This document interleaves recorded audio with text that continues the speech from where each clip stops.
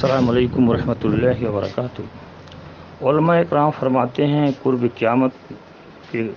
قیامت پہ ایسے دجال اور کذاب پیدا ہوں گے جو جھوٹی حدیثیں سنائیں گے، امت کو گمراہ کریں گے۔ اب اس وقت ایک نیا معاملہ آیا ہے۔ ابھی عبدالرحیم سے میری بات مالیگاؤں سے ہوئی۔ دیوبند کے کچھ پرانے فتوے کو ایک جگہ اکٹھا کر کے بھیجا ہے اور یہ کہہ رہا ہے کہ دارالعلوم دیوبند نے فتویٰ دیا ہے کہ جو مولانا سعد سے فیوز سے لوگ نفع اٹھائیں گے، جو نظام الدین کو گمراہ کہے وہ خود گمراہ ہے، اور یہ فتویٰ دیوبند کا جو مولانا سعد پر فتویٰ لگا اس کے بعد کا ہے۔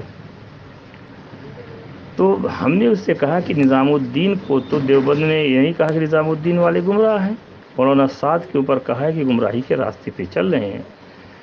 تو عبدالرحیم یہ کہتا ہے کہ اس فتوے کے بعد بھی دارالعلوم دیوبند نے کہا ہے کہ مولانا سعد کے فیوز سے لوگ عام ہوں گے۔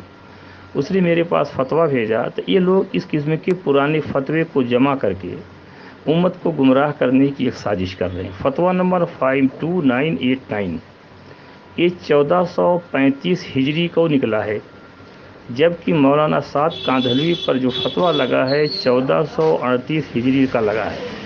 یعنی اس فتوے لگنے سے 3 سال قبل کا یہ فتویٰ لگا ہوا ہے، لیکن یہ کہتا ہے کہ پہلے کا اس فتوے کے بعد کا فتویٰ ہے۔ تو اس قسم کی لوگوں کو گمراہ کرنے کی کوشش کر رہے ہیں۔ تو یہ لوگ قرآن حدیث کے بارے میں جھوٹ بولتے ہیں، دیوبند کے فتوے کے بارے میں جھوٹ بولتے ہیں، اور کہتے ہیں مولانا سعد کاندھلوی صاحب کہتے ہیں کہ اتنی بڑی پارٹی بغیر جھوٹ بولے نہیں چلے گی۔ تو سادیانی مطلق جاہل اور جھوٹے ہوتے ہیں، لہذا ان کی کسی بات پر بھروسہ نہ کرو۔ شروع سے جب سے مرکز بند ہے، کہہ رہے مرکز کھلا ہے، جماعتیں آ رہی ہیں اور جا رہی ہیں اور سارے معاملات ہو رہے ہیں، آپ دیکھتے ہیں اور جانتے ہیں مطلقاً یہ جھوٹ بول رہے ہیں۔